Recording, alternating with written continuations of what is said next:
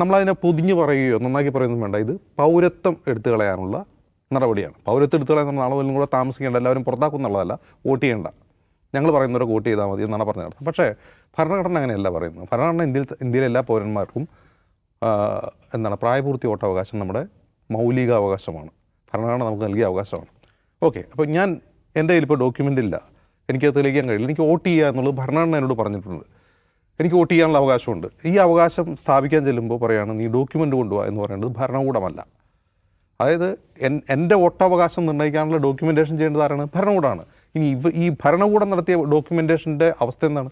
സാറോട് പറഞ്ഞു, നിലവിൽ പൗരത്വം തെളിയിക്കാൻ ഒരു രേഖയും സ്വീകാര്യമല്ല. പാസ്പോർട്ട് പോലും പൗരത്വ രേഖയല്ല എന്ന് NRC കാലത്ത് അവർ വ്യക്തമാക്കിയതാണ്. പാസ്പോർട്ട് പോലും എനിക്ക് പാസ്പോർട്ടുണ്ട്, ഞാൻ പാസ്പോർട്ട് കാണിച്ചാൽ അത് എൻ്റെ പൗരത്വ രേഖയല്ല, എനിക്ക് ഇവിടുന്ന് ട്രാവൽ ചെയ്യാനുള്ള രേഖ മാത്രമാണ്, അത് പൗരത്വ രേഖയല്ല എന്ന് സർക്കാർ ഈ CAAയിൽ കൃത്യമായി എഴുതി ചേർത്ത് വെച്ചിട്ടുള്ളതാണ്.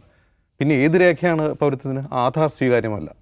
അപ്പോൾ ഈ ഡോക്യുമെൻറ്റേഷൻ എന്ന് പറയുന്ന പദ്ധതി, ഒരു പൗരനെ ഭരണകൂടം ഡോക്യുമെൻ്റ് ചെയ്യുക എന്നുള്ളത് ഭരണകൂടത്തിൻ്റെ ബാധ്യതയാണ്. ആ പണി നേരെ ചൊവ്വേ അവർ ചെയ്തിട്ടില്ല. നിയമം നിർമ്മിച്ച് പാസ്പോർട്ട് പൗരത്വ രേഖയെല്ലാം ആക്കിയിരിക്കുന്നു. ആധാർ എന്ന് പറഞ്ഞാൽ വിലാസം തിരിച്ചറിയാൻ വേണ്ടി മാത്രമുള്ളൊരു രേഖയാക്കി ഇരിക്കുന്നു. അതുകൊണ്ടൊരു വിലയില്ല. വ്യാജ ആധാർ കാർഡുകൾ സുലഭമാണ്.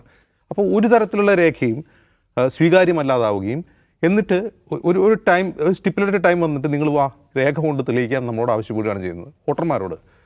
ഇത് കോടതിയിൽ ഇത് വാദിക്കപ്പെട്ടാൽ തീർച്ചയായിട്ടും ഇത് ഈ ഇലക്ഷൻ കമ്മീഷൻ്റെ ഈ നോട്ടിഫിക്കേഷൻ റദ്ദാക്കാനാണ് സാധ്യത. കാരണം അത് ഭരണഘടനാ വിരുദ്ധമായ ഒന്നാണ്.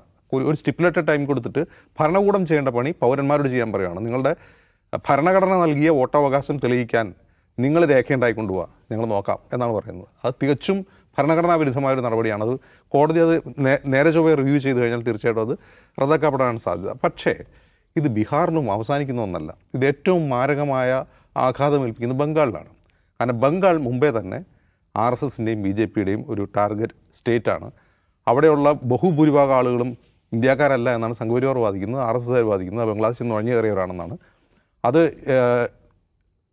ബീഹാറിലെ റൂറൽ ഏരിയകളിൽ ഉള്ളതുപോലെ തന്നെ ബംഗാളിലെയും റൂറൽ ഏരിയകളിൽ ഒരുപാട് പേരുടെ വോട്ടവകാശം എടുത്തു കളയുക എന്നുള്ളതാണ് അതിൻ്റെ ലക്ഷ്യം. അപ്പോൾ എന്താണോ സംഘപരിവാർ ആഗ്രഹിക്കുന്നത്, എന്താണോ ഗുരുജി ഗോൾവാർക്കർ അന്ന് എഴുതി വെച്ചത്, അതിനെ വളരെ വളരെ കുശാഗ്ര ബുദ്ധിയോടെ നടപ്പാക്കുകയാണ്. അതിന് തെരഞ്ഞെടുപ്പ് കമ്മീഷനെ ഒരു വശത്ത് മറയാക്കുന്നു, മറുവശത്ത് നേരത്തെ NRC തന്നെ മറയാക്കുന്നു. ഇനി മറ്റ് സംസ്ഥാനങ്ങളിൽ മറ്റേതെങ്കിലും രീതിയിൽ അത് ചെയ്യുന്നു. മഹാരാഷ്ട്രയിൽ ഇതിൻ്റെ ഒന്നും ആവശ്യം വന്നില്ല. മഹാരാഷ്ട്രയിലും UP യിലും ഇതിൻ്റെ ഒന്നും ആവശ്യം വന്നില്ല. കുറേ അധികം ആൾക്ക് വോട്ടില്ല. ഇപ്പോൾ ഈ വോട്ടില്ലാണ്ടാകുമ്പോൾ വേറെ പ്രശ്നം പറയാം. ഇപ്പോൾ എനിക്കിപ്പോൾ വോട്ടില്ല എന്ന് കരുതി എനിക്കിവിടെ ജീവിക്കാമല്ലോ, എനിക്ക് ജോലി ചെയ്യാമല്ലോ, എനിക്ക് റേഷൻ കിട്ടുമല്ലോ, എനിക്ക് ആധാർ കാണിച്ച് എൻ്റെ വിലാസം തെളിയിക്കാമല്ലോ, എനിക്ക് ബർത്ത് സർട്ടിഫിക്കറ്റ് ഉണ്ടല്ലോ, പാസ്പോർട്ട് ഉണ്ടല്ലോ, എനിക്ക് വേറെ നാട്ടിൽ പോകാമല്ലോ എന്നൊക്കെ വിചാരിച്ച് ഞാൻ എന്തിനു വോട്ടിന് വേണ്ടി ശ്രമിച്ച് എൻ്റെ പൗരത്വം നിഷേധിക്കപ്പെടണം ആളുകൾ ചിന്തിക്കും. അതാണ് അതിൻ്റെ മറ്റൊരു വശം. എനിക്കിപ്പോൾ ഇവിടെ നിന്ന് ജോലി ചെയ്യാം, എനിക്ക് ആധാർ കാർഡുണ്ട്, ഞാൻ ഇന്ത്യക്കാരനാണെന്ന് എനിക്ക് ചുമ്മാ പറയാം, എല്ലാം ചെയ്യാം, ജീവിക്കാം. ഇനി ഞാൻ എൻ്റെ പൗരത്വം തെളിയിക്കാൻ വേണ്ടി അധികാരികളുടെ അടുത്ത് പോയി പൗരത്വമില്ല എന്ന് പറഞ്ഞിട്ട് എന്നെ ഡീപ്പോർട്ട് ചെയ്യപ്പെടുന്നതിനേക്കാൾ നല്ലതല്ലേ വോട്ടില്ലാതെ ഇവിടെ ജീവിക്കുക എന്ന ആളുകളുടെ മെൻറ്റാലിറ്റിയിലേക്ക് വരും. അതാണ് ഇതിൻ്റെ മറ്റൊരു അപകടം. അപ്പോൾ യഥാർത്ഥത്തിൽ വോട്ടവകാശം നിഷേധിക്കപ്പെടുന്നതാണ് പൗരത്വ നിഷേധം എന്ന ഒരു തീർപ്പിലേക്ക് ജനങ്ങളെത്തണം. ആ അർത്ഥത്തിലൊരു ക്യാമ്പയിൻ രാഷ്ട്രീയ പാർട്ടികൾ തുടങ്ങണം. ഇത് കേവലം ഒരു കോടതി വ്യവഹാരം കൊണ്ടോ അല്ലെങ്കിൽ ഒരു സ്റ്റേറ്റിലെ വോട്ടപ്പട്ടിക ക്രമീകരണവുമായി ബന്ധപ്പെട്ടുകൊണ്ടിരുന്ന പ്രതിഷേധത്തിൽ തീരേണ്ട ഒരു കാര്യമല്ല. ഇതൊരു ഗ്രാൻഡ് പ്രൊജക്റ്റാണ്. ആ ഗ്രാൻഡ് പ്രൊജക്റ്റ് ഇതാണെന്ന് ജനങ്ങളോട് ബോധ്യപ്പെടുത്തണം. നമ്മൾ CA കാലത്ത് ചാനൽ ചർച്ചകളിൽ കണ്ടല്ലോ, ഇത് പൗരത്വം കൊടുക്കാനുള്ള നിയമമല്ലേ, എടുത്തു കളയാനുള്ള നിയമമല്ലല്ലോ എന്നായിരുന്നു വാദം. അതങ്ങനെയല്ല. അതായത് ഈ വാതിലിലൂടെ അകത്തേക്ക് കയറി വരുന്നവർ നാമമാത്രമാണെന്നും പുറത്തു പോകുന്ന ആളുടെ എണ്ണമാണ് കൂടുതലെന്നും ആളുകളെ ബോധ്യപ്പെടുത്തി കഴിഞ്ഞാൽ അതിനെതിരെ ശക്തമായ ജനകീയ പ്രതിരോധം ഉയർന്നു വരണം.